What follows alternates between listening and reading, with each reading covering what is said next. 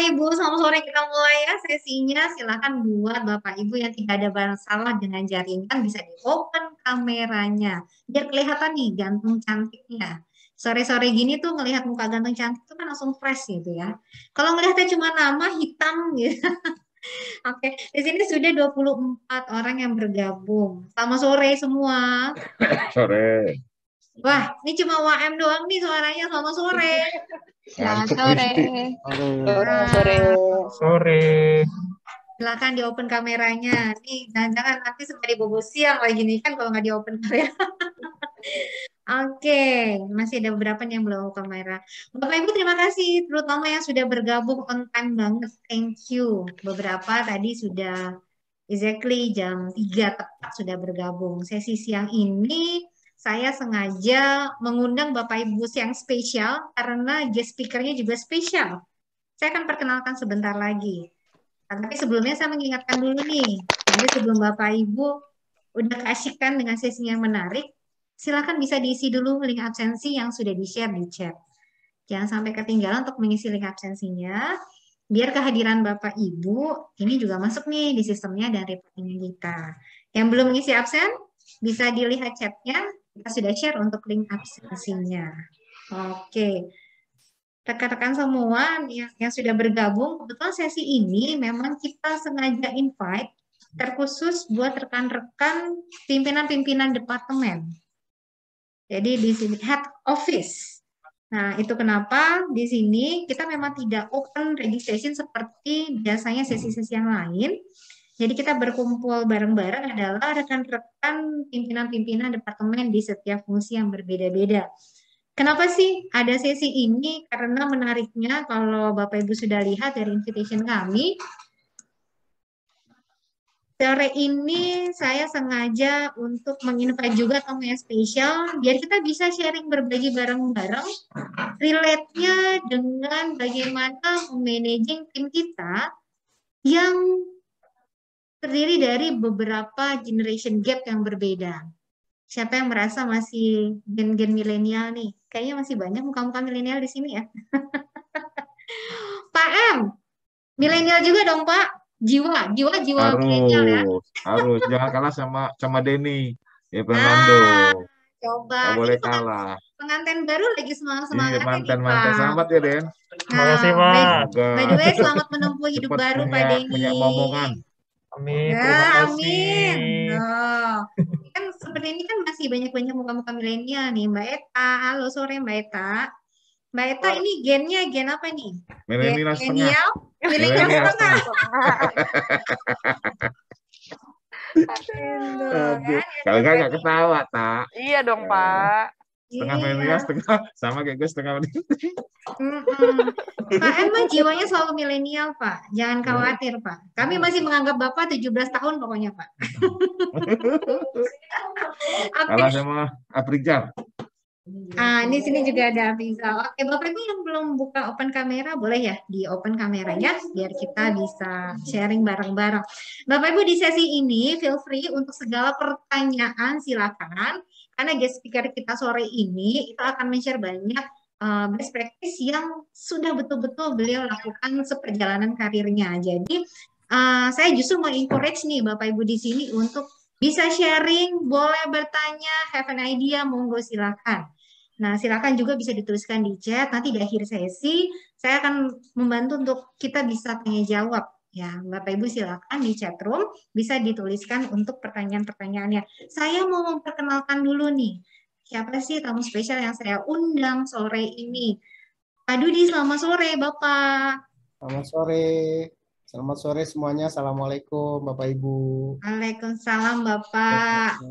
Bapak selamat datang ya Pak di keluarga besarnya MACF, Mega Central Terima Finance, kasih sudah Mega Auto diundang. Finance. Bapak Ibu, apakah sudah pernah ada yang familiar dengan wajah beliau satu ini? Saya mau challenge familiarity-nya Pak Dudia. Oke, nah Bapak Ibu, saya sekilas share tentang Pak Dudi Arisandi, nama lengkap beliau. Pak Dudi Arisandi, beliau saat ini aktif sebagai Sorry sebentar. Waduh, share screen saya hilang. Mohon maaf ya.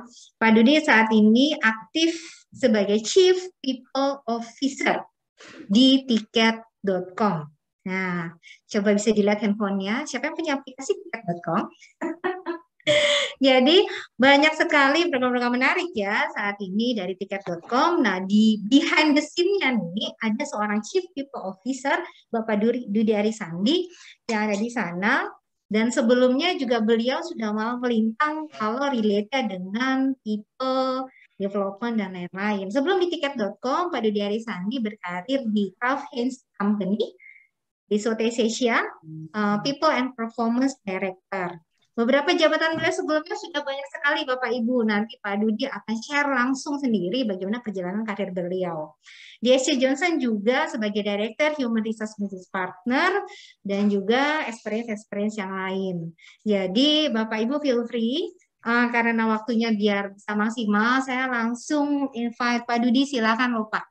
Bisa langsung sharing nih, rekan-rekan di sini sudah siap nih untuk bisa menjadi good listener. Silakan Pak Dudi. Oke, terima kasih. Tadi ada yang manggilnya Tere gitu ya. Kalau ngobrol sama saya kan Lina gitu. Betul Pak. Jadi ceritanya Pak, karena bos saya namanya juga Lina. Jadi di sini saya panggilnya Tere Pak. Oh gitu. Ya, Jadi waktu saya dihubungin itu memperkenalkan dirinya Lina Bapak Ibu. Makanya tadi ada yang bilang di chat itu Tere Pak. Yang benar yang mana nih gitu ya. Double Pak. betul. Namanya Tere, di situ bosnya ada Lina, Korlina. Asal jangan dipanggil sayang aja katanya kan gitu. Boleh. Oh boleh ya Pak? Boleh. Itu panggilan sayangnya Pak. Panggilannya Pak Yani, jangan-jangan. Ayang Tere gitu. Oke, baik Bapak Ibu.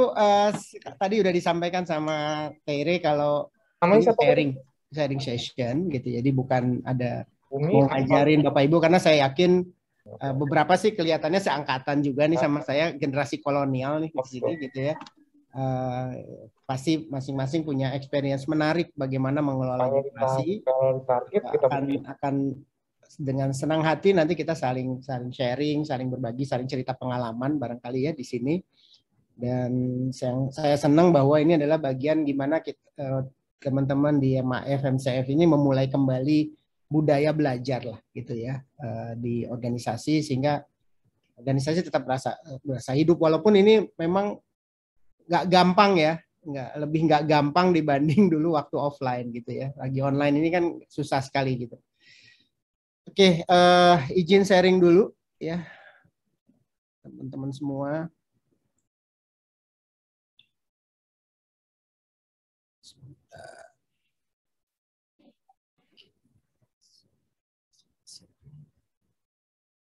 Bisa lihat Bapak Ibu materinya? Aman Pak. Aman ya? Oke, jadi kan tadi udah saya harus kenalan lagi katanya ya, karena daun talas, daun keladi, kena hujan daunnya basah. Asyik. Bu Eka kalau udah kenal sama Pak Dudi nanti malam tidurnya gelisah. Bye-bye Mbak Eka. Kenapa jadi gue sih? Silahkan kalau yang mau balas pantunnya silahkan. Berakit-rakit ke hulu, berenang-renang ke tepian, kita kenalan aja dulu, siapa tahu nanti ada yang mau ajak jadian katanya ya. Kalau yang jomblo aja ini gitu ya. Ayo WM. Eta balas tak. Jadi tadi seperti yang disampaikan aja, Pak. Ya, nomor HP-nya aja Pak Dudi boleh ya Pak. Nanti di chat aja gitu ya yang disampaikan oleh Tere. Saya ini CPO, Chief Pantun Officer di tiket.com gitu ya. Sudah tahun ketiga Bapak Ibu ya. Januari nanti saya tahun ketiga, tapi sebelumnya 20 tahun karir saya, lebih banyak 10 tahun pertama di retail industri.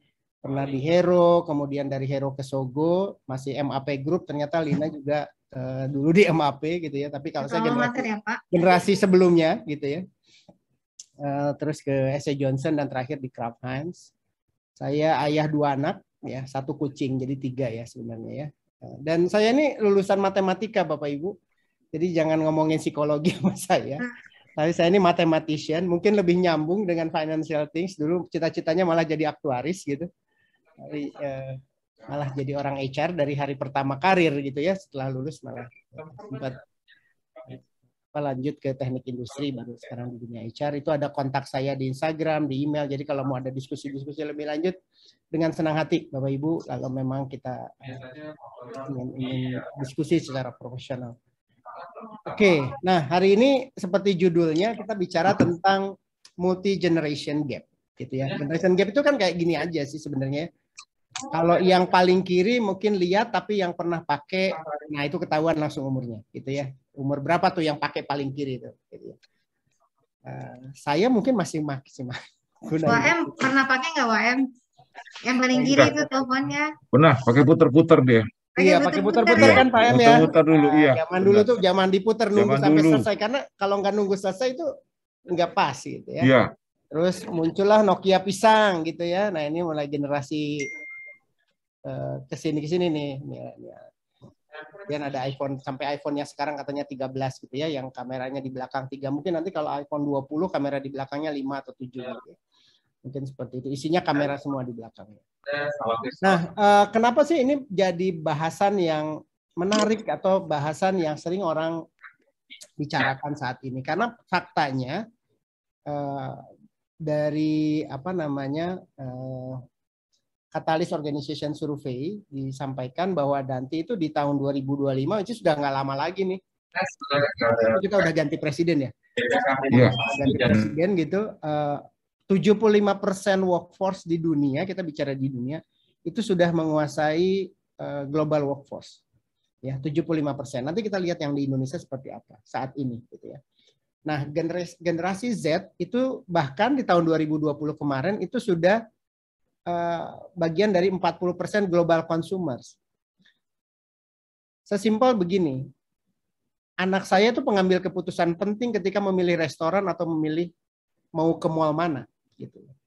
Nah, artinya generasi yang sekarang, generasi Z ini sebenarnya udah masuk ke mereka yang kita harus attach juga, gitu ya, karena ternyata mereka yang mengambil keputusan. Ya, ngambil keputusan untuk buying, ya, menggunakan produknya MAF atau MCF ini gitu ya. Jadi udah mulai dipikirin tuh gitu ya, bisnisnya seperti apa untuk attack generasi Z. Di Indonesia hasil survei di tahun 2020 kemarin itu menunjukkan datanya seperti ini. Dari 191 usia produktif, di Indonesia tuh usia produktif tuh 15 sampai 64 tahun. Ya, dianggapnya masih produktif. 54% itu didominasi oleh generasi Z dan millennials ya. 54%. Komposisinya 25,8, 27,9 ada di samping kanan. Itu dari BPS di 2020. Nah, cuman kita sering salah kaprah nih ya. Menyebut generasi itu kayaknya semua milenial gitu ya. Anak-anak sekarang pun dibilangnya milenial, padahal sekarang ini sudah ada generasi baru disebutnya generasi alpha gitu ya, tapi nggak usah ngomongin itu lah. Saya lebih ya, karena bicara di tempat kerja, kita bahas saja dulu sampai generasi Z. Nah, 4 generasi ini sebetulnya masih ada saat ini di tempat kerja. Ya, di beberapa perusahaan masih ada boomers. Ya. Tapi yang sudah pasti ada itu adalah generasi kayak saya nih ya, yang kemasuk generasi kolonial ini, generasi X gitu ya. Dengan generasi Y atau disebut millennials. Millennial itu generasi Y yang lahir 81 sama 95.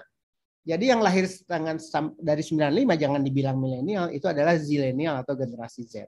Ya. Coba karakteristik yang sering, yang berdasarkan survei ya. Kalau Bapak Ibu merasa begitu ya berarti bagian dari generasinya gitu ya. Atau masih memiliki sifat-sifat ini, ya itu bagian dari yang ciri utama gitu ya dari generasi-generasi yang dalam hal ini di depan ini baby boomers lah. Bicara baby boomers katanya hardworking, lebih loyal ya. Ayah saya sepanjang karirnya ya hanya di satu tempat gitu ya. Paling ikut bosnya kemana gitu ya, pindah lagi kemana karena pegawai swasta gitu ya. Lebih well educated gitu ya, kemudian menghargai equal opportunity, lebih suka face to face ya, ketemu dibanding online gitu ya. Kayak saya bapak-bapak aja, saya aja generasi X tapi rasanya kalau nggak ke kantor tuh nggak enak gitu ya. Susah banget gitu, ke distract banget kalau di rumah terus gitu ya. Terus extremely loyal to children gitu ya.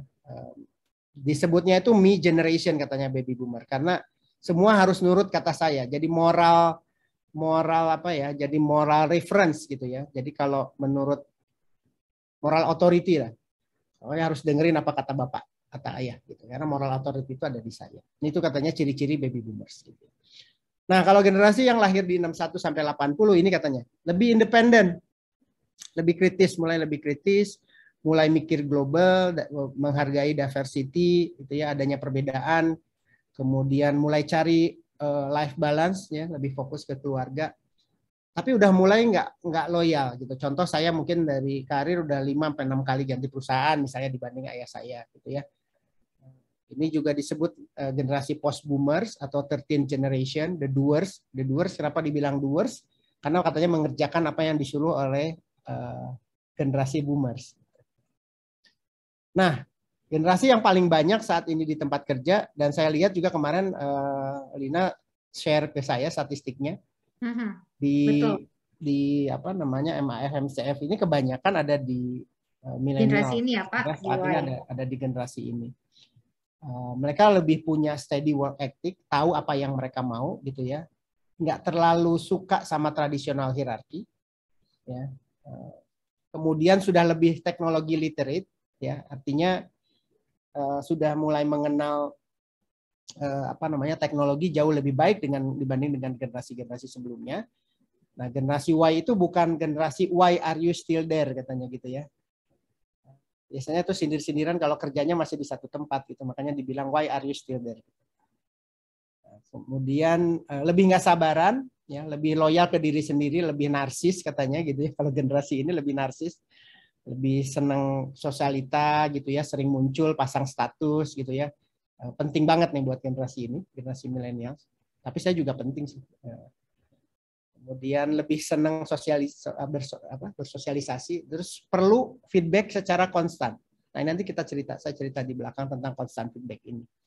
Nah, Gen Y ini disebut juga millennials atau Gen Next atau eco boomers, ya, 24/7 generation karena hidup terus, clubbing segala macam katanya ya, atau CFO katanya, Chief Friendship Officer. Langsung banyak yang kecolek di sini Pak. Chief Friendship Officer. Nah, generasi berikutnya yang sudah mulai memasuki dunia kerja, gitu ya. Itu mereka yang lahir di 95, artinya nih sekarang usianya berarti 25, 26 gitu ya, 27 gitu. Itu tuh masih generasi Z gitu ya. 27 ke bawah gitu ya. Udah masuk ke. Nah, kalau bicaranya ini udah teknologi integrated, lahir aja udah ada iPhone gitu kalau generasi ini. Ya. Kemudian lebih globalized ya. Anak saya army-nya BTS, ya temennya tuh army bukan hanya di Indonesia ternyata gitu ya. Temennya sesama army bisa ada di mana-mana gitu. Ya. Tapi generasi ini less fokus, ya, less fokus, gampang ke distract katanya gitu. Tapi good things-nya adalah multitasker. Saya yakin emak-emak di sini juga multitask, ya. Ada kayak istri saya tuh kalau lagi nyetir dia bisa tetap naruh handphone di telinga sambil telepon di jilbabnya, kemudian bisa sambil pasang bulu bikin alis Pak, bikin alis gitu ya, bikin alis, nyetir, terima telepon gitu ya. Untuk mama juga multitask kok, tenang aja gitu. Tapi ini kan ciri-ciri gitu ya beberapa generasi berdasarkan survei. Nah, justru generasi Z ini dibanding generasi milenial katanya nggak terlalu loyal sama brand. Ya, mereka makanya generasi kalau bisa dilihat nih, saya nyebut brand tertentu ya, nggak apa-apa ya. Kenapa Shopee itu lebih disenangi oleh generasi Z ternyata? Gitu. Karena mereka nggak loyal sama brand, mereka nggak lihat brand, pokoknya nyari harga murah. Gitu. Ya, kayak gitu. Ya, mereka nggak kayak generasi milenial yang pengen kelihatan, gitu ya. Nggak, lebih individualistik juga generasi ini. Dan mulai bicara saving, investasi, justru generasi ini nih, ya, di kantor beberapa anak-anak yang generasi ini bahkan membuat klub namanya TIFES, Tiket Investasi Club. Mereka ngomongin cryptocurrency, ngomongin investasi asuransi, ngomongin investasi saham dan lain-lain. Mereka bikin klub sendiri tuh. Ya, karena memang generasi ini ternyata menurut penelitian juga lebih mikirin investasi lah jangka panjang gitu ya, dibanding generasi milenial. Ini ada beberapa karakteristik, nanti Tere boleh share lah gitu ya, materinya nanti saya share. Iya, Pak. Ada beberapa dari sisi keluarga, dari sisi pekerjaan gitu ya. Lebih generasi Z itu lebih ke entrepreneur spirit katanya ya. Makanya banyak ada FOB 30 under 30 gitu ya, yang bikin tekanan sendiri bagi generasi itu gitu ya. Rasanya harus ada di list itu. Ya, lebih fleksibel gitu ya orang-orangnya gitu ya, komunikasi lebih menggunakan sosial media, multi channel dan seterusnya gitu ya. Saya nggak jelasin satu-satu. Nah, gimana caranya kita? Nah, ini ada beberapa yang saya bicara soal milenial sama Z aja lah. Tadi juga udah ditunjukin di depan ya. Ini juga contoh-contoh yang nanti mungkin bisa dibaca juga lah. Nah, kalau critical behavior buat sukses di bisnis bagi milenial dan Gen Z ini baru banget hasil dari Deloitte Global di 2021 pada saat mereka survei Gen Z dan millennials gitu ya. Karakteristik yang paling penting kelihatan itu soal flexibility ya. Jadi buat mereka flexibility itu penting ya. Buat generasi milenial itu nomor satu flexibility. Kemudian dan seterusnya tuh ada creativity, technological safety gitu ya, yang menjadi karakter-karakter dari generasi milenial sama generasi Z ini. Nah, cuman saya mau bilang begini, Bapak Ibu, bukan karena saya ini kolonial kemudian rasanya nggak pengen diperlakukan beda, tapi pada dasarnya memang kita nggak bisa memperlakukan di organisasi, memperlakukan karyawan itu berdasarkan generasinya. Jadi no matter your generation divine, tetap aja perusahaan itu perlu attract, engage, sama retain talent yang bisa bantu organisasinya tetap perform. Jadi jangan membuat program, justru saya mau batasin di sini. Kita mesti tahu karakteristik generasi, tetapi bukan berarti kita harus beda-bedakan orang di kantor berdasarkan generasinya. Justru itu stereotyping yang jadinya nanti mungkin bisa jadi salah. Ya. Tiket.com itu 97% komposisi karyawannya milenial dan Gen Z. 97%. Kolonial kayak saya ya cuma tinggal 3%. Cuman ngandelin pantun aja Mbak Eka. Gitu. Yang lain nggak ada seru-serunya katanya Pak Didi. Gitu ya. Di BOD tiket itu dari 7 BOD tiket 4 milenial, bahkan foundersnya itu milenial semua, 32 tahun, 33 tahun. Ya, yang 3 orang yang mungkin dari 7 itu 3 orang yang generasi X-nya gitu ya. Bahkan ada 1 X lah. Hampir boomers mungkin ya, itu 1 gitu ya, 1 orang. Jadi tapi kita nggak bisa tuh bikin stereotyping generation di tempat kerja, hati-hati ya. Atau sengaja bikin program buat milenial, program buat Gen Z, nggak gitu. Ya, tetap aja programnya tuh program kolaborasi yang memperhitungkan atau mempertimbangkan adanya kolaborasi antar generasi. Nah, tetapi pastinya karena ada perbedaan-perbedaan tadi, perbedaan karakteristik, kita nggak bisa hindarin adanya konflik. Ya, di dalam pada saat kita berhubungan dengan generasi tertentu. Survei bilang begini nih, ya. 47% younger generation komplain kalau orang yang lebih tua katanya resistant to change, micromanage gitu. Ini 47% loh. Ini dari LinkedIn saya ambil. 47% younger workers, tere mungkin gitu ya, komplain kalau Pak Dudi itu nggak mau berubah. Pak Dudi itu micromanaging. Saya nggak mau nyebut Pak M. Yani ya di sini. Jadi nyebut. Misalnya begitu. Nah, ternyata yang bawahnya juga yang tua juga ngomong yang sama nih. Pak Yani juga bilang hal yang sama. Tere ini susah diatur. Mau seenaknya aja gitu ya. Padahal mereka tuh masih perlu supervisi, harus diarahkan, tapi nggak punya respect, gitu ya. Nah, ini muncul kan karena ada perbedaan ini gede loh, 1 dari 3 orang nih. Yang sebelumnya malah 1 dari 2 orang bilang begini gitu ya. So memang mau nggak mau konflik atau tension ini yang tadi sebelumnya itu akan ada di tempat kerja karena ada perbedaan karakteristik generasi tadi. Ya. Ada beberapa hal yang mungkin bisa jadi renungan bersama gitu ya. Bagaimana sih caranya untuk manage generation gap kalau gitu? Yang pertama ya embrace your uniqueness gitu. Ya saya bangga sebagai generasi X yang 3% di tiket. Ya saya memang generasi ini. Saya menempatkan diri saya sebagai mentor sekarang bagi tim yang lain gitu. Bahkan di timnya HR-nya tiket yang usianya dari 45 orang saat ini gitu ya. Termasuk anak intern itu hanya 2 yang usianya di atas 45 gitu ya. Yang usianya di atas 48 kayak saya itu hanya 2 orang. Sisanya benar-benar di bawah 40 gitu ya semuanya. Tapi kita embrace perbedaan-perbedaan itu. Ya, ada manajer saya usianya 24 misalnya gitu ya. Ada head saya, ada VP saya usianya 30 gitu ya. Tapi kita embrace your uniqueness-nya ini. Masing-masingnya pasti punya kekuatannya ya.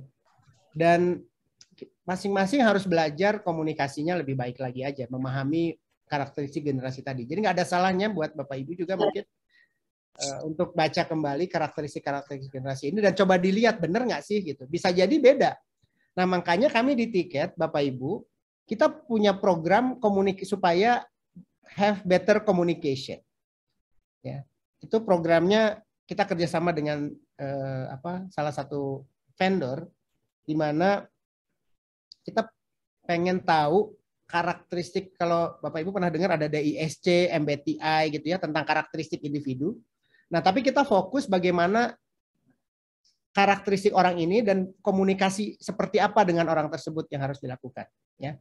Dan kita pakai ini, jadinya nanti hasilnya tuh kayak jadi ketahuan. Nah, ini disimpan di meja nih, kayak saya disimpan di meja. Pak Dudi ini orang kuning. Ya, orang kuning itu bikin rame katanya. Tapi hati-hati kalau bikin program, bikin acara Pak Dudi nggak dikasih tahu, Pak Dudi bisa marah. So the way komunikasi sama Pak Dudi itu adalah memberikan informasi yang cukup. Jadi nggak bisa bikin kegiatan sembunyi-sembunyi. Karaokean sendiri, tahu-tahu Pak Dudi lihat di Instagram, nah Pak Dudi bisa marah. Karena ciri-ciri orang kuning adalah involve me. Dan semua karyawan itu bisa akses tadi the way komunikasi sama setiap orang di tiket. Lin, kayak gitu. Jadi itu bisa dibuka karena di situ dari hasil asesmennya keluar cara komunikasi sama Pak Dudi gimana. Ada tuh ciri-cirinya seperti apa. Jadi kita tahu kalau ijonya itu orangnya sabar katanya ya, orangnya ngemong gitu ya, gampang kasihan gitu ya. Nah yang merah itu yang kencengnya nih. Tagline-nya be brief, be bright, be gone. Ya, itu tagline-nya. Jadi kalau diskusi CEO ada salah satu C-level lagi kenceng, CEO saya udah bilang turunin merahnya dong gitu. Nah udah komunikasinya udah enak nih gitu ya. Dasar orang merah gitu kan diskusinya, dasar orang kuning gitu kan.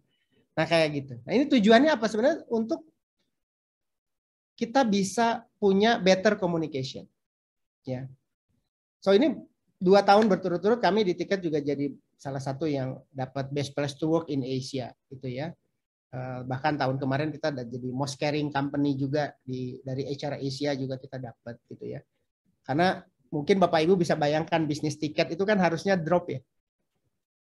Bukan harusnya, memang drop gitu ya. Bisnis tiket ini bisnis yang paling, travel industri ini industri yang paling terdampak dengan pandemik. Tapi bersyukur bahwa sampai hari ini kami di tiket.com tidak ada satu orang pun kami lay off, tidak ada pay cut Rp1 pun buat karyawan. Ya, kami coba jaga karyawan. Ya tentunya ada beberapa saving yang harus kita lakukan tentunya di tiket ya, supaya memastikan kita masih tetap bisa bayar gaji. Hanya 3 bulan aja waktu itu kita berhenti rekrut ya, Maret sampai Juni.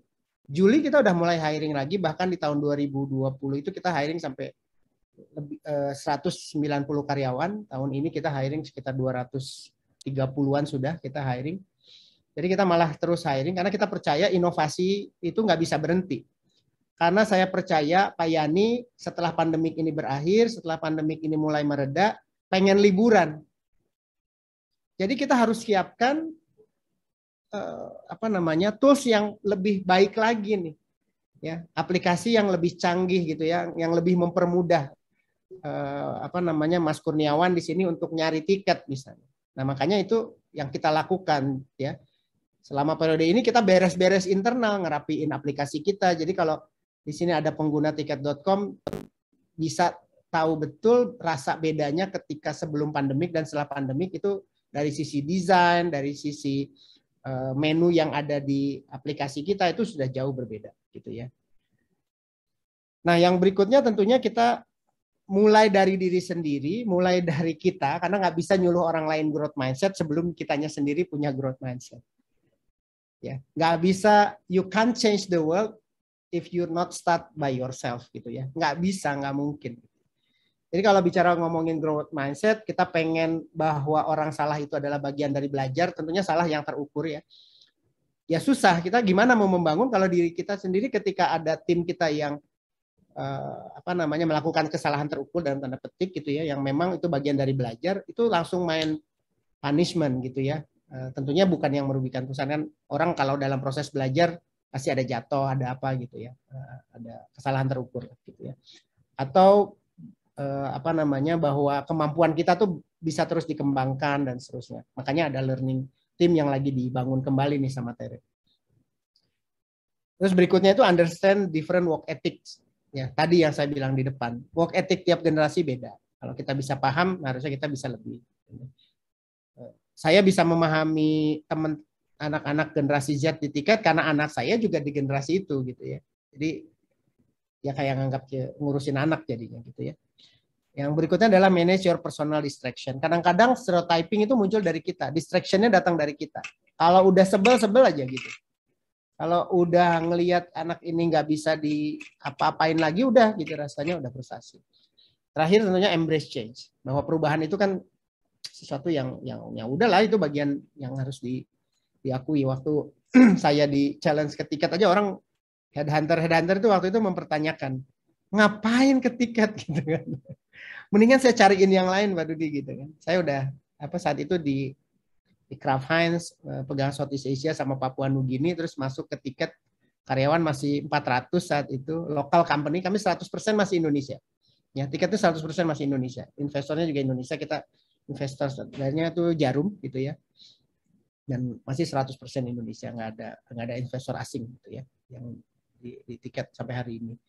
So dipertanyakan kan itu. Tapi buat saya justru ini momen buat saya tuh untuk ngelihat sesuatu yang beda gitu ya. Untuk bisa kontribusi ke Indonesia company setelah lama di multinational company gitu ya. Kira-kira itu tujuh.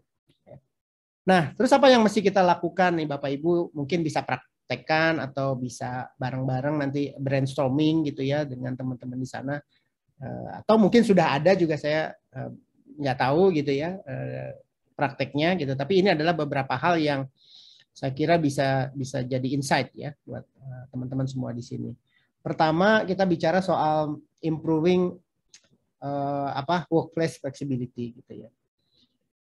Kita mulai coba perluas ya, tapi balik lagi ya, apa yang dilakukan di tiket Tere atau Bapak Ibu sekalian, makanya mungkin Tere batasin nih yang hadir hanya mereka yang matang nih, kalau enggak nanti pada ngelamar ke tiket semua jadinya habis ini gitu kan.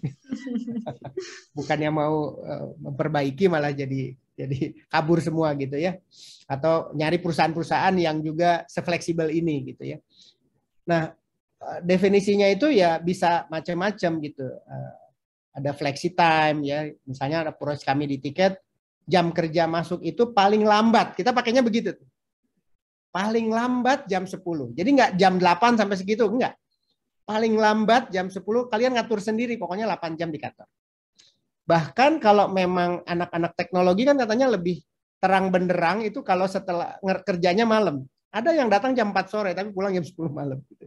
Ya tentunya balik lagi ke culture perusahaannya memungkinkan untuk itu atau tidak. Kalau kita kan ada sleeping pod, ada apa, jadi ya silakanlah di karyawan seperti gitu. Atau hari kerja yang lebih pendek, atau paling simpel misalnya no meeting days gitu ya. Hari Jumat itu kayak setelah makan siang nggak ada meeting gitu ya. Setelah Jumatan tuh nggak ada meeting. Ini hal-hal fleksi yang sebenarnya bisa dilakukan ya oleh karena dua generasi terakhir milenial sama Gen Z tuh tadi kalau lihat dari hasil survei di depan gitu ya Bapak Ibu, itu bicara flexibility itu paling penting buat mereka. Sampai hari ini tiket masih 100% WFH, tapi ternyata nggak semua orang suka WFH.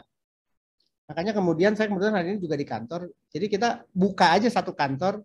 Tiket itu sekarang ada di Indonesia, Malaysia, Kanada, Singapura, Thailand, India, Bapak Ibu. Tapi talentnya ada juga yang di Filipina, ada yang di Hong Kong. Gitu ya. Jadi udah kayak multinational company juga pada akhirnya. India baru saja sebulan yang lalu entitinya jadi. Entitinya belum jadi pun kita udah hire sekitar 20-an ada orang di sana gitu ya. So akhirnya yang kita pastikan flexibility itu juga berlaku gitu ya di sini gitu ya. Kemudian yang berikutnya tentunya adalah ini tergantung kebijakan perusahaan sebetulnya ya. Jadi diskusikan fleksibilitas yang diharapkan di tim. Jadi nggak bicaranya nggak hanya organisasi. Kadang-kadang kita fokusnya hanya di organisasi, jadinya padahal ada organisasi yang lebih perlu agile. Orang sales yang perlu agile. Ya. Tapi ketika orang sales lebih agile, ada aturan main yang lebih terlalu ketat, terlalu kaku, ya jadinya susah. Makanya beberapa tim ya kita kasih trust-nya, kita kasih kepercayaannya itu ke VP levelnya. Jadi VP levelnya yang bisa ngedefine fleksibilitas itu. Jadi kalau memang misalnya Sabtu harus bekerja, yang ngatur sendiri pengganti cutinya ya nggak mesti daftar ke HR lah atau apa gitu. Yang itunya kami di HR serahkan ke atasannya masing-masing. Misalnya begitu. Ya, jadi HR tuh bukan jadi polisi di sini, tapi benar-benar bisa jadi partner bagi bisnis, bagi teman-teman di luar HR. Gitu ya. Kemudian modifikasi konsep istirahatnya karyawan lah, gitu ya. Ada break room gitu ya. Makanya kalau ngelihat startup kan tempat kerjanya beda lah gitu ya. Ada free food gitu ya. Kalau kami sediakan makan siang, sediakan snack dan lain-lain gitu ya. Batasin meeting gitu ya. Kemudian coba perhatikan hobi karyawan. Nah, kalau di MAF saya nggak tahu Lin gitu ya atau Tere. Kalau di tiket kita ada program namanya tuh Build Your Own Club. Apa tuh, Jadi Pak? klubnya itu bukan yang menentukan perusahaan, karena HRD saya yang ngurusin engagement cuma satu orang. Kalau semua harus diurus sama HR mati berdiri. Jadi klubnya itu memang dibentuk oleh yang hobi bulu tangkis ada ketua klubnya. Yang hobi basket ada ketua klubnya. Bahkan kita ada klub yang ngomongin drakor sama ngomongin alien pun ada. Ayo Bu Tere bikin. Gitu. Siap. Jadi ini Jadi, fungsi SR yang memfasilitasi gitu ya, ya, Pak? HR itu Bukan- hanya memfasilitasi, menyediakan Zoom-nya. Karena gini, tadi yang saya cerita. Saya termasuk membernya karena kebetulan suka nonton drakor. Bapak yang mana nih? Drakor, Pak? Drakor Serius, saya Pak? suka. Wah. Kebetulan saya nonton drakor suka. Jadi kita fasilitasi Zoom-nya dan itu after office sebenarnya. Dan tidak diukur dari absensi atau engagement-nya berapa orang. Saya nggak kayak gitu karena tadi kalau Bapak Ibu lihat tadi yang nomor 1 ada embrace your uniqueness. Tiap orang itu unik dan beda-beda. Oh. Yang hobi drakor ya ada lumayan sih 80-an yang hadir waktu itu ya di antara 1000 karyawan tiket. Tapi ya biarin mereka bisa menyalurkan energinya di sana. Dan ternyata surprisingly saya baru tahu kalau di tiket ada orang yang seneng ngomongin alien. Ada 40 orang waktu itu sesinya ngomongin alien. Ngomongin Area 51 di Nevada. Saya join setengah jam pusing, saya izin pamit. Cuman buka ngasih pantun aja udah. Habis itu pamit nggak ngerti ngomong apa ini gitu kan. Tapi ada juga misalnya yang edit foto gitu mereka ngumpul bisa ngedit foto dari handphone dan lain-lain. So banyak di luar memang klub-klub yang kita ada klub naik gunung, ada klub basket, ada klub yang bahkan ketika online mereka ngundang pebasket nasional gitu kan atau apa. Jadi diskusi, jadi tetap terhubung gitu ya. Termasuk tadi yang saya bilang ada tiket investasi klub. Ya, yang ngomongin tentang investasi, perusahaan hanya fasilitasi, oh mereka pengen ada pembicara tentang managing finance. Diundang semua, tapi yang bikin acaranya City Fest ini gitu. si orang ini. Nah, ini juga salah satu caranya improving workplace flexibility itu dengan encourage personal interest. Lain-lain, setiap orang tuh lain. Nggak bisa didasarkan absensi atau engagement rate-nya berapa diukur gitu. Kan orang lain-lain. Nah, ini mungkin ini bisa jadi dan nggak mahal kan sebenarnya kalau ada Zoom ada gitu. Nggak mesti setiap bulan juga kok bikin kegiatan ngomongin drakor gitu, enggak gitu. Berarti ini sesederhana understand your team, sesederhana kita coba memahami apa uniqueness-nya masing-masing orang Apa ya Pak. uniqueness-nya masing-masing, Dan kesenangannya preferensi Ya. preferensi itu kita fasilitasi. Jadi ini HC ini menjadi partner. Yes. Noted. Karena gini, kenapa saya pakai konsepnya build your own club? Kalau dibubarin bukan HR yang disalahin atau bukan atasan yang disalahin. Ini maunya Mas Kurniawan nih dibubarkan. Bukan. Tapi memang karena nggak ada membernya. Karena saya pernah ada satu klub catur. Itu bertahan 1 bulan aja. Membernya tadinya 10, berkurang lama-lama yang main catur habis kerja itu cuma 2 orang. Akhirnya membubarkan dirinya sendiri dan keluarnya kan bukan dibubarkan HR, membubarkan dirinya sendiri. Papan caturnya masih ada sampai hari ini gitu. Tapi orangnya udahlah Pak, nggak usah lah gitu, nggak ada yang datang gitu. Itu yang dicoba dibangun. Contoh ya, nomor 1 ya, kita bicara soal improving workplace flexibility. Kedua, tentunya kita bicara soal feedback. Generasi ini, millennials itu fakir like katanya.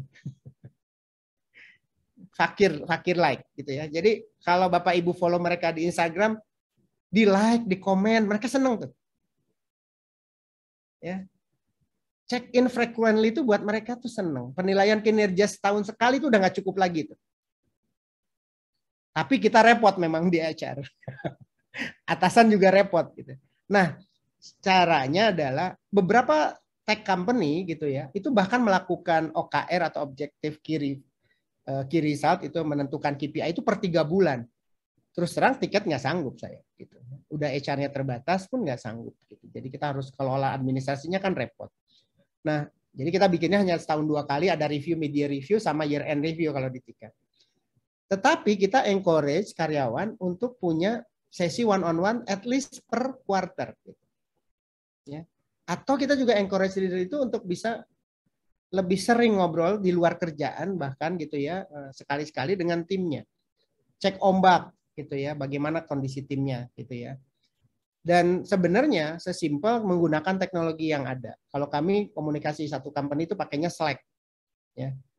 Walaupun kalau ada juga yang masih punya grup WhatsApp gitu ya, tapi kita batasin adanya pakai supaya komunikasinya satu channel gitu ya.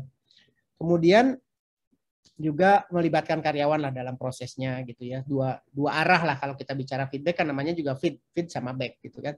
Itu jadi 2 arah. Menyediakan waktu buat coaching gitu ya. Make time itu jadi penting. Make time itu jadi penting. Kami di BOD sepakat bahwa kalender kami ini terbuka buat siapapun untuk blok. Ya balik lagi ya, ini tergantung masing-masing company. Tapi kalender saya itu bisa nggak dikunci, nggak di lock. Orang siapapun karyawan di tiket itu bisa ngeblok kalender saya untuk melakukan one on one misalnya. Ya, tidak hanya tim saya. Nah, itu juga salah satu yang komitmen untuk make time to our team. Ya, make time ya. Jadi memang kita sediakan waktunya bukan sambil lalu sambil lewat gitu. Oke. Nah, ini yang biasanya suka kelewat ya, Pak. Padahal itu ternyata penting. Penting. One on one. One on one. Itu pun sudah begitu pun kita tuh punya tools ya menggunakan artificial intelligence untuk ngecek employee engagement. Jadi nggak lagi pakai survei tahunan di kami gitu, tapi ada toolsnya pakai AI. Dengan membudayakan itu pun sampai hari ini tuh justru manajer one on one tuh tetap paling rendah. Karena nggak semua manajer menyediakan waktu untuk itu.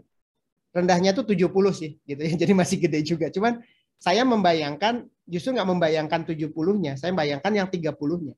Kalau yang 30% kecewa bahwa mereka tidak punya one on one itu adalah top talent, yang rugi perusahaan. Kalau yang 70%, jangan-jangan yang merasa 70% yang engage, itu mereka yang udah ada di comfort zone-nya. Sementara yang 30% kan kadang-kadang kalau pakai distribusi normal gitu ya, talent yang top talent itu 15-20%. Nah, kalau talent ini ada di yang 30% itu mereka yang merasa kurang diperhatikan, mereka cari perhatiannya di luar. Mereka cari ke headhunter. Mereka ngobrolnya sama rekrutmen di tempat lain. Kita ditinggal talent bagus jadinya. Ya. Kemudian yang Pak, berarti kalau meeting reguler seperti meeting koordinasi bersama seluruh tim, ini tuh tetap tingkat efektifnya tidak se-efektif one-on-one ya Pak ya? Kalau untuk alignment pekerjaan efektif di dalam tim ya. Tapi kan ada hal-hal individual yang orang nggak seterbuka itu. Akhirnya mungkin follower saya di Instagram. Kenapa Pak Dudi iseng banget tiap Jumat bikin Q&A di Instagram? Kenapa tuh Pak? Karena nggak semua orang berani ngomong langsung. Orang tuh, apalagi anak teknologi, anak-anak teknologi itu kan ngomongnya cuma sama komputer. Dia hanya texting, tapi nggak berani tatap muka. Mereka tanyanya, pengennya di anonymous. Kalau makanya AI-nya kita juga untuk employee engagement itu membolehkan karyawan kasih komen anonymous. Nggak apa-apa. Tapi kita jawab di situ karena memang sistemnya memungkinkan kita jawab. Mereka pakai nama anonim dan bahkan ketika town hall semua pertanyaan pasti kami jawab, Tere. Town hall kan cuma 2 jam. Betul. Q&A-nya paling 40 menit. Pertanyaan seabrek. Kami komitmen di BOD, kami akan jawab dan jawabannya ditaruh di employee news. Jadi karyawan tidak merasa ditinggalkan pertanyaannya. Oh, dianggap nggak penting saya nanya. Ya, sesimpel itu. Jadi saya habis town hall itu semua BOD punya PR untuk menjawab beberapa. Nanti dikelompokin tuh sama tim engagementnya. Ini dijawab Pak Dudi, ini dijawab CFO, ini dijawab CEO gitu. Nanti kita seminggu atau 2 minggu paling lama kita udah post lagi. Ini jawaban dari town hall kemarin yang belum terjawab. Ya. Oke, jadi feedback itu tadi tuh important ya Pak ya? Iya. Yep. Nah berikutnya yang ketiga, coaching bukan micromanaging. Ya, soal otonomi, trust, dan creative freedom ini jadi penting, gitu ya. Membangun hubungan bukan hanya struktur, gitu ya. Ngerasa saya atasan, kamu bawahan, gitu ya. Dan saya yakin sih sudah mulai, yang ini banyak orang sudah aware lah dengan ini dan bahkan sudah dilakukan oleh banyak orang. Menunjukkan respect dan perhatian, ya, bukan hanya sekedar dari sisi pekerjaan. Adopsi cara komunikasi yang efektif, bisa segala cara tadi lewat semua media yang bisa kita punya. Dan terakhir adalah 360 feedback. Saya nggak tahu di sana sudah efektif atau belum, atau sudah ada atau belum. Tapi kami di setiap performance review setahun 2 kali itu ada 360 feedback. Atas peers-nya ditentukan, kemudian bawahannya kasih feedback juga, atasannya kasih feedback juga, diri sendiri juga kasih feedback. Ya. Nah nanti ada di dalam sistemnya. Jadi kita bisa lihat. Saya bisa lihat, misalnya kalau saya di MAF, saya bisa lihat feedback dari Tere ke saya apa. Ya. Sebagai tim saya misalnya. Nanti atasan saya juga kasih feedback. Yang paling gampang dilihat tentunya adalah feedback atasan kan. Dan memang itu sudah seharusnya, jadi sangat terbuka. Tapi kalau feedback bawahan itu tak anonimus. Karena bawahan misalnya banyak nih. Nanti takutnya ditandain katanya. Ini siapa nih kasih feedback gini nih. Gitu. Jadi nggak berani lagi tuh kasih feedback, gara-gara ditandain. Gitu. Nah seperti itu. Kita pastikan semua dulu masih pakai Google Sheet tuh ngisinya. Sekarang udah ada sistem gitu ya. Pelan-pelan udah pakai sistem. Kalau dulu masih pakai Google Sheet, tapi kita udah encourage karyawan untuk kasih komen untuk atasannya, untuk temennya.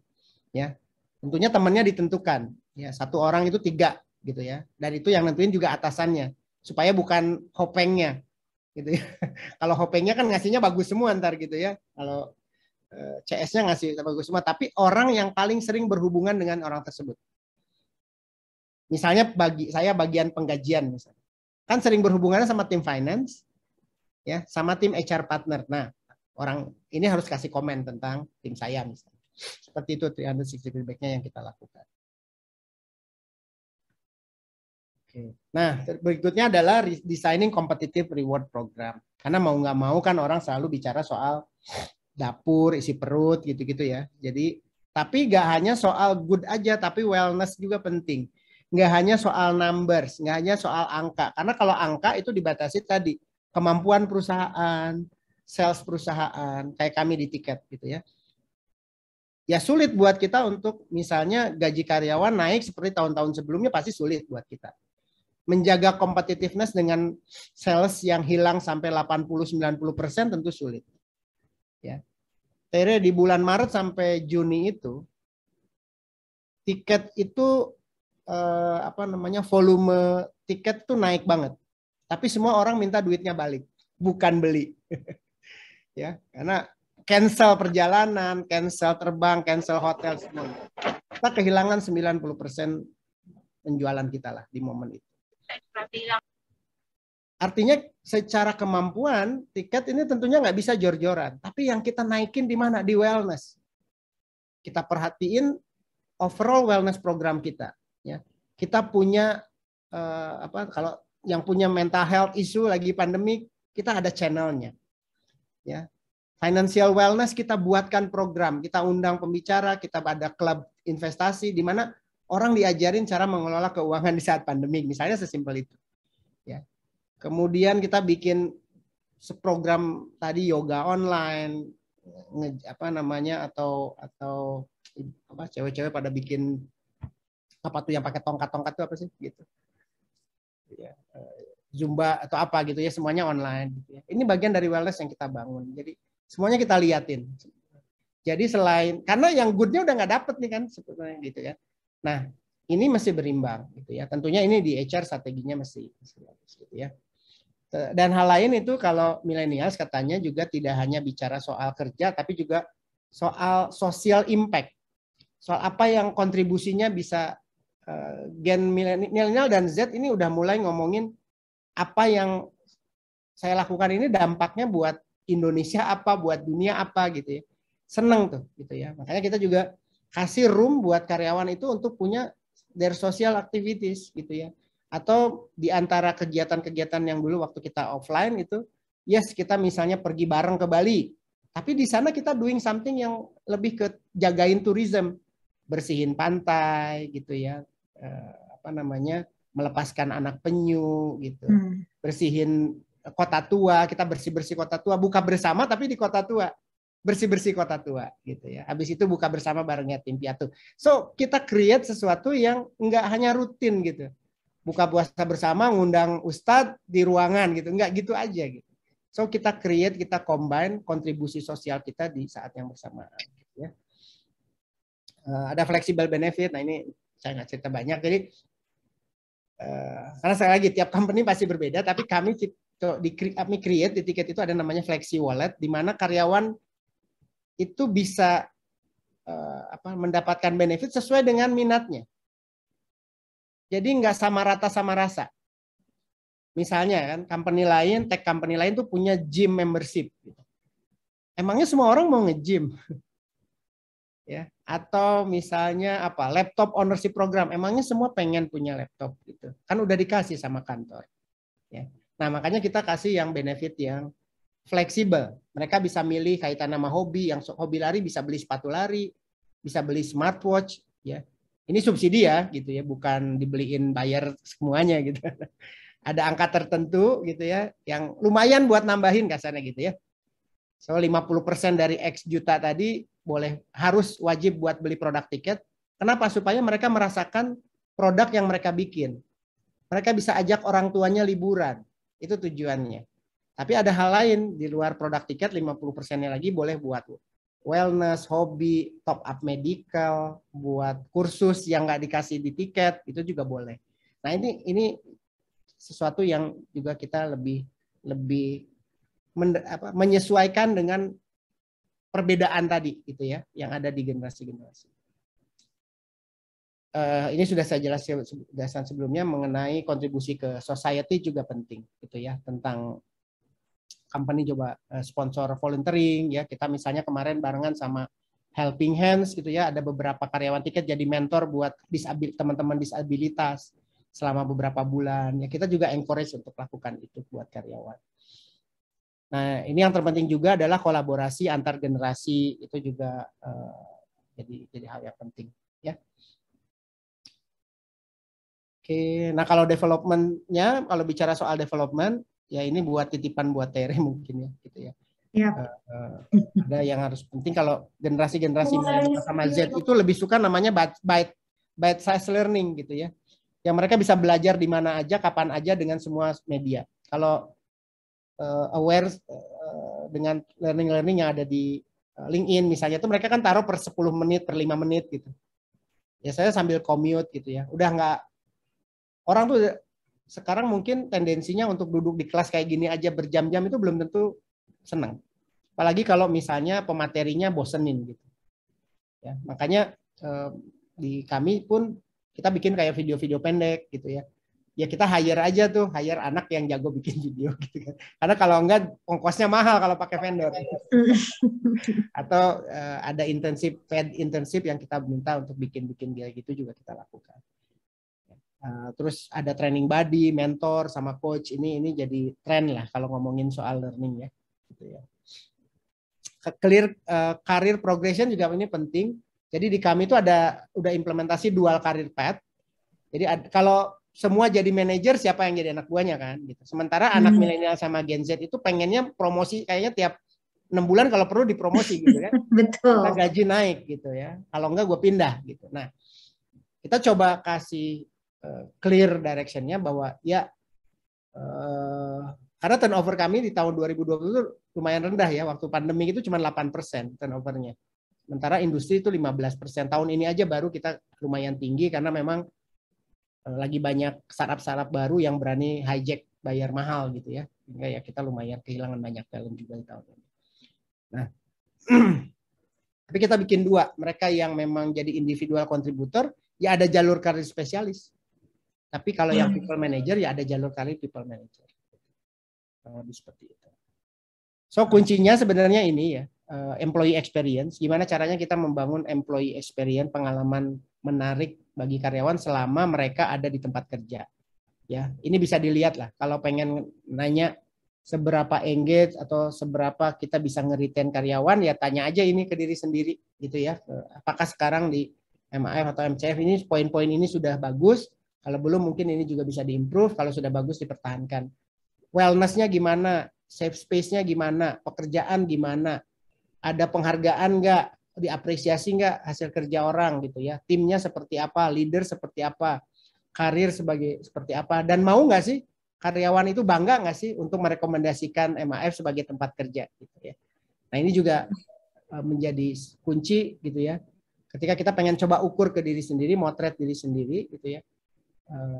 Udah sampai mana sih perbaikan-perbaikan yang kita lakukan? Tiket masih jauh dari sempurna, sudah pasti gitu ya. Makanya saya bilang saya masih senang di sini karena PR-nya masih banyak gitu. Karena mainannya masih banyak ya Pak? Mainannya masih banyak karena ternyata upaya yang dilakukan pun masih belum cukup gitu ya. Masih banyak yang masih bisa diperbaiki. Tapi ya saya suka mempertanyakan ini seberapa happy, healthy sama balance sih karyawan gitu ya. Seberapa inklusif, diverse juga gitu ya. Ini terus terang misalnya tiba-tiba ada orang dari India banyak nih karena kita buka entity di India. Ternyata anak tiket ada juga yang antipati gitu karena punya pengalaman buruk. Nah, buat kita nggak mau encourage itu karena kita mau menanamkan ke karyawan bahwa diversity itu penting. Kita ini global company. Agama, ras atau kesukuan dan lain-lain itu bukan sesuatu yang jadi harus dibedakan di tiket gitu ya. Kita very inclusive dan diverse gitu ya. Nah ini ternyata masih ada PR nih. Jadi menarik lah gitu ya. Hal-hal yang bisa diperbaiki terus. Nah kalau bicara tadi employee experience itu memang harus diperhatiannya dari ujung ke ujung nih.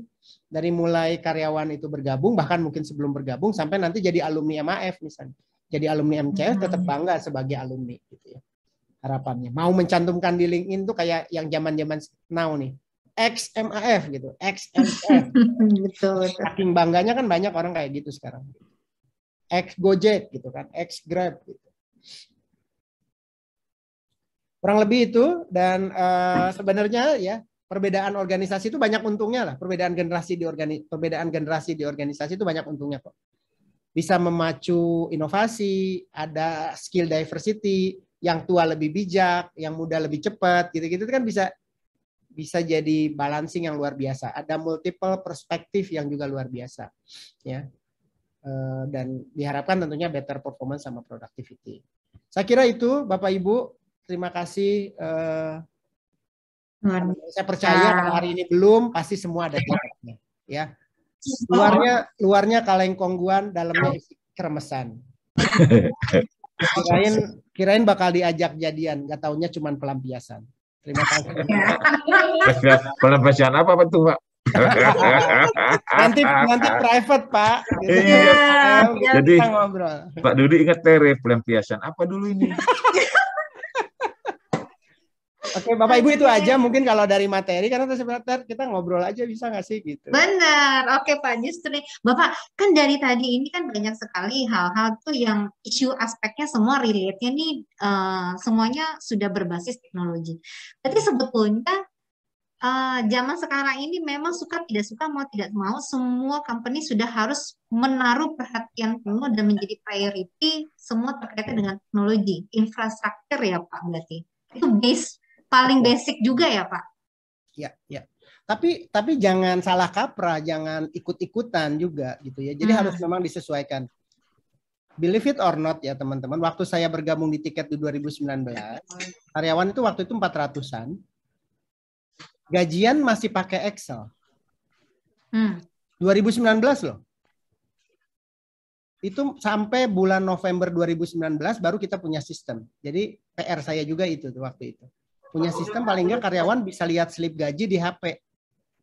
Di Tiket itu 2019 karyawan proses gaji karyawan dan saya hanya punya satu tim yang kerja udah dari awal Tiket ada. Waktu bahkan dia lagi cuti melahirkan pun bayarin gaji karyawan. Sangat tergantung sama orang dan sangat tergantung sama Excel-nya yang sakti. Terus kalau karyawan minta slip gaji bisa sebulan baru dikasih. Kenapa? Karena dia harus convert ke PDF satu-satu, dikasih password, terus nanti dikirim. Emailnya juga di-passwordin gitu. Jadi dianggap HR itu jadinya lambat tuh Tere saat itu. Jadi kita nggak punya HR system bahkan. Sesimpel buat gajian. Nah, disesuaikan aja sama kemampuan perusahaan mana dulu yang mau mulai di digitalisasi. Kan tadi lah. Kita walaupun bagian dari Jarum kan nggak bisa minta duit terus. Kita juga harus generate money, harus ada untungnya. Jadi mana dulu yang kita perbaiki? Ya saya yang buat isi perut dulu, slip gaji gitu ya, bikin event-event lucu seru di kantor gitu ya. Datangin tukang jamu sama tukang pijit ke kantor ya. Oh iya tuh, saya pernah yang melihat murah post meriah, Bapak. Yang murah meriah 2 juta sehari, tapi yang posting semua karyawan posting, padahal cuma dipijit-pijit 5 menit gitu. Semua orang posting karena ada pijit ke kantor gitu ya. Atau tukang jamu sama bakul-bakul jamunya datang. As simple as that. Gitu. Oke, Bapak sudah banyak yang mau bertanya nih kayaknya. Saya buka nih, silakan. Bapak Ibu silakan langsung saja di unmute. Monggo silakan. Ada apakah yang bertanya? Mbak Tere. Silakan Bu Eli. Ada Bu Eli dari Head of Recruitment di sini Pak Dudi. Silakan Bu Eli. Silakan.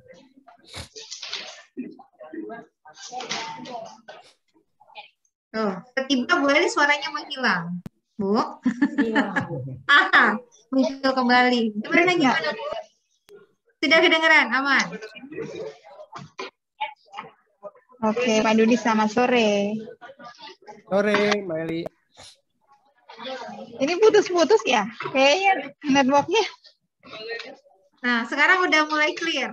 Oke, Pak Dudi dari tadi kan sore Pak. Sore. Ya. Nah, menarik banget nih materinya. Saya kan dari sisi rekrutmen ya Pak ya. Oh, tadi kan kita banyak bicara employee nih yang ada di internal. Nah, sebetulnya nih Pak, kalau untuk kebutuhan di rekrutmen tuh saya ingin tahu nih, kan kita banyak sekali merekrut anak-anak Gen X ya tadi ya, yang terbaru ya. Gen Z ya. Gen Z. Nah, iya. apalagi ini kebanyakan kalau di sini anak-anak IT nih Pak Dudi. Nah, sebetulnya needs mereka itu apa sih Pak untuk masuk ke satu company? Apakah mereka lebih concern ke career development kah, atau mereka lebih concern ke entah itu position yang kita tawarkan, salary, atau mungkin office-nya nih, menarik nggak office-nya gitu secara visual gitu ya. Karena jujur untuk saat ini kebutuhan kita banyak sekali untuk di digital, Pak. Digital, fintech, dan IT. Gitu. Ini kan anak-anak zaman now ini kan banyak sekali pasti yang mereka inginkan pada saat mereka bergabung dengan satu company. Gitu. Nah, mungkin Bapak boleh share, Pak, mungkin di sana seperti apa nih untuk rekruternya itu bisa menarik kandidat-kandidat nih.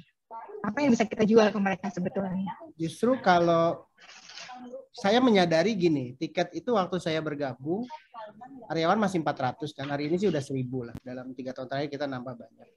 Tapi siapa sih orang top talent yang mau gitu kan, kita juga mikir gitu ya. Mereka pilihan pertama pasti yang sebelah tuh, yang itunya gitu.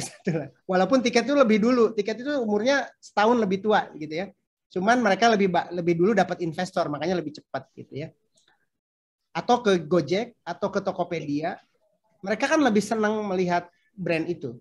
Tiket siapa sih? So, jadi yang saya quote and quote beresin pertama adalah justru di internalnya. Membuat karyawan bangga dulu menjadi bagian tiket gitu ya. Engagement internal yang dibangun. Budaya, memperkuat budaya kerja yang udah ada justru. Ya, menyesuaikan budaya kerja yang udah ada. Karena waktu saya join itu saya sampai giniin ke CEO-nya. Kenapa saya ya? Kan tiket baru 400 orang. Kenapa saya harus di-hire sama tiket? Kenapa nggak nyari yang level di bawahnya aja? Gitu. Jadi jawaban CEO saat itu justru karena tiket masih kecil, jangan sampai nanti semakin gede, budaya perusahaannya orang makin banyak, budaya perusahaan makin nggak jelas. Karena orang Gojek datang, orang Google datang, bawa isi kepalanya sendiri-sendiri tuh. Nah, saya gue mau lu yang bantuin gitu untuk ngejagain nilai-nilai tiket yang udah kuat. Nah, makanya yang diperkuat justru itu adalah soliditas di dalam tim dengan engagement-nya dan lain-lain. Kemudian cara rekrutnya adalah yang kita encourage waktu itu Mbak Eli adalah kita launching referral program yang kompetitif. Ya, ada referral program di mana karyawan dapat reward yang lumayan. Daripada headhunter sebenarnya lebih murah sih kalau dihitung headhunter gitu ya. Jadi ini banyak hal yang kita dapat dengan referral program. Jadi 40% karyawan tiket itu datang dari referral. Itu menunjukkan bahwa karyawan itu bangga merekomendasikan tiket sebagai tempat kerja. Mereka nggak mungkin rekomendasiin orang yang nggak bisa kerja dan bikin dia pusing. Ya, dan supaya nggak bikin kita bangkrut, posisi yang masuk ke referral program adalah yang susah dicari. Gitu. Ya, jadi kalau posisinya admin segala macam pasti nggak ada di referral program. Tapi kalau yang engineering itu ada di referral program, itu karyawan bisa dapat sampai 10 juta misalnya ditambah 5 juta voucher tiket kalau mereka rekomendasiin manager level misalnya. Kayak gitu. Jadi kita coba karena di market memang mahal dan susah nyarinya. Kalau lewat headhunter bangkrut. Sampai hari ini setahun saya pakai headhunter paling 1-2 kandidat. Sisanya dari yang ratusan itu nyari sendiri dengan rekrutmen yang hanya 4 orang. Jadi strateginya yang di ini adalah memperkuat dulu di internal, masuk ke komunitas tuh Mbak El. Komunitas tech kita mulai jualan dari sana. Ya tentunya benar lah, tetap juga salary harus kompetitif, tempat kerjanya fleksibilitasnya juga seperti apa. Bahkan sekarang tuh banyak orang yang maunya tuh 100% work from home loh anak tech. Itu yang sulit buat kami juga karena tiket masih approach-nya hybrid nantinya ke depan. Banyak yang resign gara-gara tahu Pak Dudi maunya hybrid. Ya sudah. Itu aja dulu mungkin ya karena ini masih ada pertanyaan berarti lain. Memang Iya, thank you Pak Dudi. Berarti intinya sebetulnya dari internal dulu yang kita harus benahi ya Pak ya. Untuk kita jualan keluarnya nih harus mau seperti apa nih gitu ya. Ini sama dengan pertanyaan yang ini dari Mas Raymond nih, mengubah budaya yang selama ini sudah mendarah daging. Sebetulnya ya tadi ya budaya yang mana nih gitu ya. Kalau budaya yang mendarah daging itu budaya yang bagus kan harusnya diperkuat. Kan bedain ya budaya sama value ya. Kalau value itu gampang bisa ditempel aja di mana aja gitu. Keren gitu, integrity, pas gitu, friendly lah apa gitu. Itu paling gampang tuh, value itu gampang. Tapi apakah itu hidup? Nah itu kan kalau yang udah jadi hidup itu udah budaya. Jangan sampai value-nya ada tapi yang hidup malah budaya negatif gitu. Nah ini yang harus mulai di budaya negatif. Nah ini yang budaya negatif ini, cuman saya gini, waktu saya ngambil komitmennya gini lah. Oke, saya mau join, tapi saya mau kalau bicara soal, karena saya harus jagain budaya kerja, mulainya dari kita dulu di si level, saya bilang. Si levelnya harus jadi role model yang benar dulu. Kalau kita ngomongin happy itu value-nya tiket. Logo tiket kuning di tengah itu kan happiness. Kita pengen bikin karyawan sama customer happy gitu. Nah, akhirnya kita terjemahkan happy itu, value happy itu jadi hunger, agile, people oriented, performance driven, sama be yourself. Yang harus jalanin atau jadi role model siapa duluan? Ya saya. Si level. Makanya kalau hasil surveinya kelihatan tuh di tiket, senior leadership, trust-nya karyawan ke senior leadership itu di atas 85%. Pertanyaannya, surveinya adalah, apakah Anda melihat senior leadership tiket bisa jadi role model? Ternyata yang menjawab ya di atas 85%. Nah, ini yang harus dijagain supaya budaya yang negatifnya berkurang, budaya yang positifnya yang muncul. Bertambah. Jadi mulainya gitu. Terus kan susah Pak, ya udah mulai dari diri sendiri. Lalu saya punya prinsip gini, if there is no good leaders in the world, just be a good one. Itu aja. Nggak ada nih yang paling keren, nggak ada. Ya jadi yang keren dong. Nggak apa-apa sendirian, aneh sendiri di organisasi. Gitu. Saya selalu percaya gitu sih, kalau di Indonesia itu kan masih prinsip yang Tuturi Handayani, Ingar Sosong Tulodo, sama Ingmadio Mangunkarso. Teori Stephen Covey segala macam buat saya kalah sama Tuturi Handayani sama Ki Hajar Dewantoro. Tradisi. Jadi Pak, kebetulan di sini nih teman-teman di sini adalah pimpinan di semua fungsi departemennya, start from the leader ya Pak intinya. Leader set the tone. 100% Mas Raymond. Agree. Jadi jangan pernah komplain kita begini, ternyata leadernya sendiri nih ya yang starting the habit. Iya. Oke. Menarik. Oke, Raymond ada yang mau Thank you, Pak ditambahkan Dudi. nggak? Thank you banget, Nah, Pak Dudi. silakan bersuara langsung nih. Oke, ini siap. Bapak Ibu silakan. Ada lagi Mangga? Saya akan bicara. Silakan, Tadi kan Pak terakhir kan, Anjani. Bapak tadi bilang di situ ada reward, tapi di kita ada reward, ada punishment Pak. Jangan kita cuma ada reward tapi punishment nggak ada. Satu, poin pertama tadi dia bilang kan zaman sekarang milenial itu yang menentukan kalau belanja kan anak itu makan. Emang benar sekali. Waktu zaman kita dulu kan kita ngikut orang tua makan ngikut, tapi sekarang ada anak muda yang milih sekarang. Nah, itu udah saya rasakan seperti itu.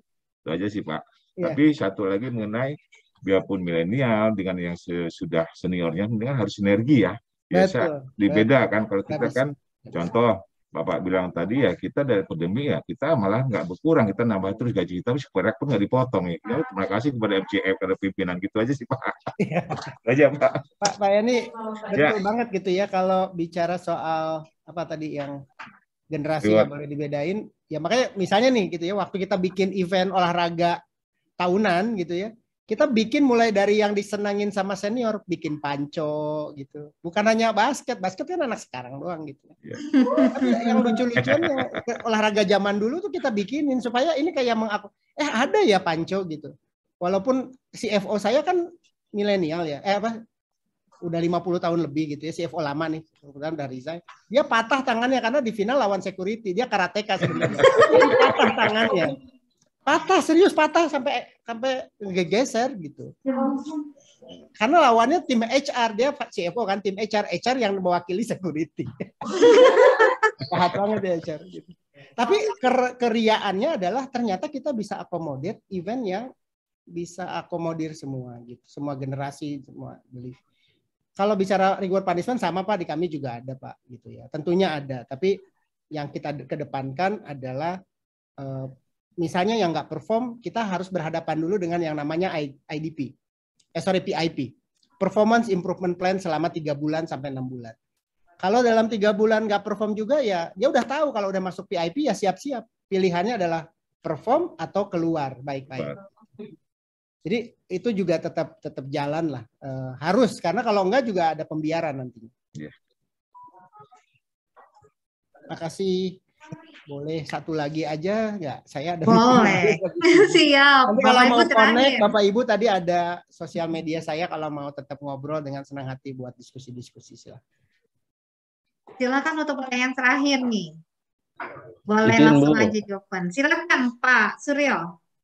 Ya Bu, terima kasih nih waktunya. Saya ada sedikit pantun nih buat Pak Dudi. Waduh. Mantap. Silakan Pak. Semalam buka kanal untuk pergi ke Solo. Perkenalkan, nama saya Suryo. Iseng Pak, biar meriah. Ini Pak, ada yang ingin pertanyaan simpel sih sebenarnya. Tadi di slide Bapak, di situ disebutkan bahwasanya salah satunya adalah provide gentle coaching ya Pak. Ya. Nah, oke. Apakah untuk coaching ini sendiri hanya diperlakukan untuk yang ke bawahnya atau partner kita, atau memang kita bisa atau punya hak untuk mendapatkan coaching dari tingkatan yang lebih atas? Seperti itu Pak. Karena bagaimanapun saya rasa kondisinya kita juga perlu sekali yang namanya coaching dari yang lebih atasnya lagi Pak. Gitu. Karena yang kami rasakan, kalau saya sendiri merasakan coaching itu selama ini sepertinya belum ada seperti itu. Jadi kira-kira untuk hal-hal tersebut apakah perlu atau tidak gitu Pak? Karena mungkin karena dianggapnya oh ya kita itu top leader dari yang di level kita gitu kan. Berarti udah nggak perlu coaching lagi. Apakah anggapan itu benar atau salah atau gitu Pak? Oke. Kan ada nanti mungkin ini jadi programnya Terry nih, ada namanya mentoring, ada coaching ya. Kalau mentoring kan memang memberikan contoh, memberikan best practice gitu ya, atau praktis-praktis yang selama ini misalnya ada cerita, ada sukses story-nya gitu ya. Kalau coaching itu justru lebih ke ngasih arahan di mana nanti solusinya sendiri sebetulnya datang dari karyawan sendiri, dari orang yang dikasih coachnya, dari coachinya gitu. Itu bedanya coaching sama mentoring. Nah, memang ini mesti kalau anak sekarang kan dikasih tahu susah gitu tadi Pak Yani juga bilang gitu ya. Maunya dia gitu ya. Nah, yang paling tepat kenapa tadi saya ada cantumkan coaching, not micromanaging. Coaching itu jadi lebih penting, justru ditantang mereka untuk cari solusi sendiri. Kita tuh kayak ngangon bebek gitu. Challenge. Kalau saya biasanya gitu. Pak gini, kenapa begini? Jadi sampai dia ketemu solusinya sendiri. Dan setiap orang, bahkan saya sendiri masih perlu di coaching. Dan itu perlu waktu untuk membuat ada budaya itu di kantor. Tiket saat ini lagi di stage kita punya internal coach. Nah, karyawan boleh milih punya coach siapa nanti. Kalau kita ada 20 orang jadi internal coach, nanti karyawan boleh coaching ke siapa aja. Karena coaching itu tidak melulu bicara soal direct kerjaan, tapi tentang how to manage kerjaan, bukan kerjaan teknikalnya. Nah, ini juga sesuatu yang mungkin bisa di-encourage juga gitu ya di tim. Kalau kita bicara soal coaching gitu ya. Kalau mentoring kan pasti melulu kerjaan lah, itu langsung karena direct lah. Mentoring. Kalau coaching itu justru kita dibikin tambah pinter sebenarnya. Nah, itu yang diharapkan generasi-generasi ini sebenarnya, bukan dikasih petunjuk A sampai Z. Yang akhirnya semua harus minta izin, mohon petunjuk. Nah, selesai udah gitu. Mereka nggak suka tuh yang generasi-generasi. Itu mungkin buat menjawab Mas Suryo, semoga tidak puas. Semoga tidak puas. Oke, terima kasih Pak. Jadi ya Pak Dudi, saya izin share. Bapak Ibu silakan untuk bisa memfollow Instagram Pak Dudi di Dudi_Arisandi, karena menarik banget. Setiap hari Jumat itu ada sesi khusus question answer yang menarik. Saya yakin Bapak Ibu juga pasti akan ketawa sendiri, cuma ketawanya ketawa insightful ya, karena betul-betul pertanyaan-pertanyaan simpel yang implementatif. Jadi silakan bergabung menjadi followersnya Pak Dudi seperti saya. Nah, Bapak Ibu, saya mau take foto capture dulu nih. Silakan bisa open kamera bareng-bareng. Pak Dudi, kita foto bersama dulu ya Pak ya. Boleh. Oke. Ini ada 2 take ya. 2 take, saya take 2 kali. Take yang pertama dulu nih. Oke, 3, 2, 1. Oke, saya take yang kedua sebentar. Oke, yang kedua ya. 1, 2, 3. Oke, nggak terasa sudah 1,5 jam ini kalau diterusin ngobrol sampai maghrib, Pak. Bapak jangan bosan-bosan untuk nanti saya undang lagi ya. Banyak sekali yang bisa kita dengan Pak Dudi. Kita bicara culture, kita bicara engagement. Tapi Bapak Ibu, di chat room sudah ada link. Mohon untuk memberikan feedback agar sesi-sesi seperti ini akan kita open banyak dengan isu-isu dan topik yang berbeda dengan guest spesial yang berbeda juga. Spesial untuk Pak Dudi, terima kasih, thank you so much Pak Dudi. Thank you. Jadi selamat kalau ada kurang-kurang ya Bapak Ibu semua. Bapak, saya boleh izin share-nya, berarti Instagram Pak Dudi silakan Bapak Ibu bisa di-follow langsung. Jadi sore ini sudah jam 5 kurang, pas sekali Bapak Ibu, terima kasih banyak. Pak Dudi juga, thank you, sukses buat tiket ya Pak. Ya, terima kasih. Amin, sukses, amin. Buat Bapak Ibu semua. Amin, amin. Pamit ya, assalamualaikum. Ya, Pak. Selamat sore. Waalaikumsalam. Terima kasih Pak Dudi. Selamat sore. Selamat sore. Selamat sore. Stay safe semua.